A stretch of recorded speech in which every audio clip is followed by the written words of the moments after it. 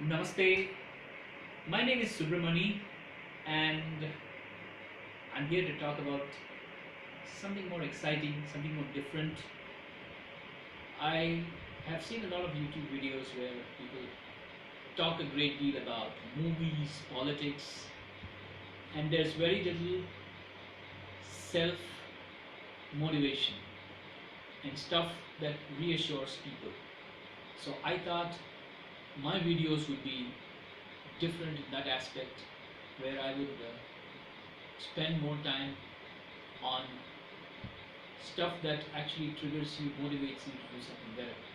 Now you might wonder what makes me do this and how I'm qualified. Um, just to tell you that I'm totally blind and I'm a journalist.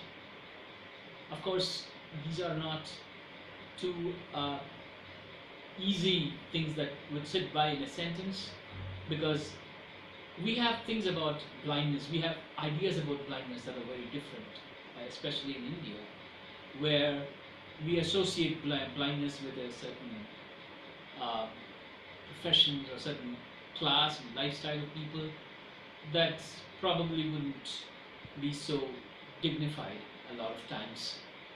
But I'm here to tell you that you don't have to see in order to realize your dream. And when I was out of college, I wanted to be a journalist. Quite by accident, I should say, because I was a very ardent listener of BBC World Service. That's where I picked up the basic idea of what a reporter does, and I wanted to be that. I wanted to be the reporters who were reporting on different voices from far away countries like Somalia or Sydney. And then I realized I have the desire, but how to do it was something else. So it took about 15 years for me to realize my dream, and thanks to my employers, I'm currently working as a journalist, and that has taught me something that I thought I should share with a wider audience, because today we all have this problem of being real. You know, when you fight with somebody, they say, get real, man. And get real means what? To understand your limitation. That's what you mean when you say get real. And how did those limitations come about? They come about because we just put them on the way. You know, we put those limitations around us. We drew a boundary around us and said, I'm going to be only this, and I can't cross this because I'm not capable of it. And then we have this very funny concept of reality in this country, and what that is, first you get by, you survive. You know, you have to have a job, you need to make sure that you make so much money, and then if there's time, you think about doing something else. And guess what? End of the day, everybody is chasing money and nobody is doing what their heart actually you know, tells them to do. I've seen so many people walking out of, you know, their organizations stressed out. Why are they stressing out in the first place? Because they're doing something for the sake of making money. There's no joy, there's no heart and soul in what they do. And that's when probably chasing a career that's closer to your heart makes a lot of sense. So let me talk a little bit about what you can do and what I have done. Actually, what I have done, and you can see if that makes sense to you, and you know, something that you can do. Teach yourself to dream. When I say dream, I'm not talking literally about a dream. I mean, sleeping and then, you know, having pictures and images about something that doesn't make sense to you. I don't mean dream in that sense. Actual dream is when you are clear about what you want to do in life. Most of us Most of the people, I'm talking about students, people who are getting into a career, all of them have a problem about figuring out what exactly they want to do. And some of them have a vague idea. I mean, it's like me, you know, I'm just going back 22 years in time. In 96, I was just out of college and I felt violently sick because someone told me that I have to register with an employment exchange. You know, have you heard of employment exchange? Employment exchange is this, you know, dusty offices. At least the one I visited was very dusty, and all that they do is to collect unemployment data. That they call that employment exchange. They're supposed to get you a job. Of course, to be very fair to them, they do get you some job. But you know, if you're a person with disability, they condescendingly tell you that, you know, this will do for you. Okay, you get some 3,000 bucks out of some job, and that should do for you. And if you want to get into a government department, that's even worse because nobody tells you what to do. Nobody wants you to do anything. It's like if the government takes pity on you and then they just, you know, okay, just put him on a payroll and give him some money. Let him come there, you know, fiddle around and just talk around, joke around people, and then, you know, let him go home and, you know, pay him some money. So it's as if you're going to the office to socialize instead of, you know, trying to be of use to the organization, contributing and creating some value for yourself. These are not the objectives of giving a person with disability a job. That was the condition back then. And having qualified from one of the top colleges in the country, I passed out of, I walked out of Loyola College with a master's in English. And you know, when someone told me that, you know, because you are blind, you are only capable of getting a government job that means nothing in terms of job or being useful or being of value, but you'll get your money, you know, you're guaranteed of that. I felt shattered, and I'm not kidding, I actually felt sick, violently sick. I was just throwing up whatever I ate. And that was the time when I was about 3 or 4 years into listening to the BBC. And it was an accident again, you know, I was just fiddling around with my shortwave radio, and then I hit upon a station where they played this Lily Bolero, you know, this Lily Bolero, the wonderful tune of it sounds like a little tap dancing sound, and there's this elegant British voice that said, "This is London." And then something about the voice, something about the elegance of the whole thing made me listen to the news for about half an hour. Ever since then, I was madly in love with this language. I was madly in love with the things that they're talking about, you know, be it the war in Sarajevo or the famine in Somalia, or you know, how the Sydney Opera House is getting dangerously close to the rising sea. So all this interested me a lot. Of course, I became a mad sports fan. Would you believe it? I was following tennis as closely as anybody with eyesight was following. You know how? That's because the BBC used to have a live broadcast of the Wimbledon finals, and I used to sit there and listen to this wonderful commentator. There's a guy called Barry Mills. I think he's still there, and he used to talk about, you know, Sampras playing the forehand volley. There comes a backhand return into the net. You know, and it used to be as if, you know, there's someone playing tennis right in front of me. So I was hooked to all that. I was hooked to news. I was hooked to what's happening around me. And I don't know, I don't want to do anything else but be a part of the process. And mind you, when I made up my mind about it, there was no way I could write, because I had lost sight when I was just 18, and I was talking about the time when I was just 22 or 23, just 4 years into my blindness, and I wasn't even.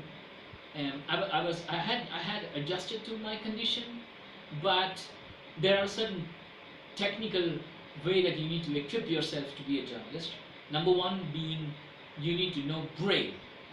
Back then, Braille is a big business. I never knew Braille because I was leg blind. I couldn't learn Braille. And secondly, at least you need to know how to use a technology. Like, you know, there has to be the speech software on your system. And speech software back in '96 was like costing you a fortune. And that was actually something that you can only import from Miami. I never had that clout. I wasn't from that kind of a society where, you had people in Miami who could help you get that stuff from there. So my dream was just a dream inside my head. And then I had, this foolish notion of becoming a journalist just by listening to the radio. It all sounded so foolish. When I spent 8 or 9 hours before the radio, we used to have a small living room at home. Ours was a very small place, and people used to just walk around and then say that, "What the hell are you doing? You're just fiddling around with the antenna and sitting there. What are you doing? You're not even talking to us." And then I used to tell them that I was listening to the news, and then they used to just laugh it off and go. It was such a you know um, humiliation, because 22 years you're supposed to just go out and work, and half of my, I mean not half, the whole of my class was working. People were in corporate jobs, they were already in journalism, they were doing something, they were writing ad copies. I was the only one who was left to scratch my head and wonder about my career, not knowing what to do. This could be shocking for a lot of people. Now, back in the 90s, we never had a career plan, not if you're blind. The only career plan is apply to the employment exchange. That's about it. So that was the condition from where I had to work on, and every step of the way, I was told that this is not going to work. You know, there was. I remember this funny incident. I was interning with a newspaper, and then when I was getting there was a journalist who heard about me. He just walked up to me, took me to a corner, and then gave me a solid dressing down, saying, "Are you mad? You're crazy. How can you be a journalist? You know how difficult it is? You have to go around. You know that? Just become a telephone operator and be happy with it." And then I was thinking, oh yeah, I should become a telephone operator. What do? I sit behind this telephone booth and then, do the BBC imitations on my calls to other people, and then let them appreciate how good I speak. That's of no good to me. That's of no value to me. So there were people who keep discouraging me all the time. That was when I met a friend who told me the story. By now, of course, the story is very famous, but when I heard it for the first time, it wasn't that much heard of. The story of a deaf frog. I don't know if you know the story. The deaf frog was actually jumping along with a bunch of other frogs, and all these frogs fell into a ditch, and they were just trying to jump out of it, and then all the other frogs who were standing up the ditch were telling them that, don't even try, you're not going to get out, you're going to die there, you're going to die there. All the other frogs did not try, they just gave up and died. And there was this one frog that kept on trying without listening to the other frogs, and one try actually worked for it, and it actually jumped out of the ditch. And the other frogs were really amazed. They wanted to know what made this frog, not listen to us and then keep trying. Then they discovered that the frog was deaf. So there is an advantage of being blind and deaf, because you don't really have to look at other people. You know who you are. You know what exactly is your strength. And thankfully, my family supported me, and I didn't have to listen to anybody. I also learned something else that I want to share with you, and which is of use. This is something that a friend of mine who learned neuro-linguistic programming taught me how to do. Suppose if you want to do something really good, really fine, and you don't have the motivation to do it, This is called the circle of light technique. You know, um, I'm going to tell you how to do it, and you can try and tell me how that works for you. And this is exactly what I mean by dreaming. Dreaming is not uh, something that you do while sleeping. Dreaming is when you do when you're wide awake. Okay, let's get into this. So think of a time, um, you know, in your life when you are at a peak performance. It could be writing, it could be music that you are playing, it could be an athletic event or a cricket match or a football, baseball, whatever that you were doing when you were at your best, whatever that time could be. Just recall that time. Recall the efficiency, the the ease with which you were doing that particular excellent act back then.